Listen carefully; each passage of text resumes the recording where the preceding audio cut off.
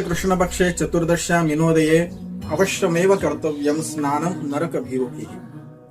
भविष्योत्तर पुराणामध्ये असं वचन आलेलं आहे की नरक चतुर्दशीच्या दिवशी जो कोणी अभ्यंग स्नान करतो प्रातःकाळी त्याला नरकाची भीती बाळगण्याचं कारण नसतं, त्याची अधोगती होत नाही, म्हणजेच नरकापासून त्याचं तारण होतं. तर या वचनामध्ये अभ्यंग स्नान जे सांगितलेलं आहे ते चंद्रोदयाला करायला सांगितलेलं आहे. हा चंद्रोदयाचा काळ पंचांगामध्ये दिलेला असतो.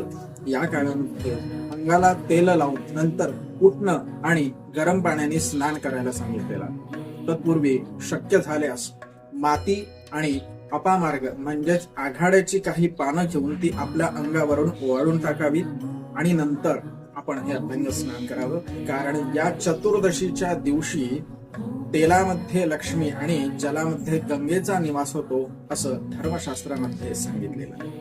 नमस्कार.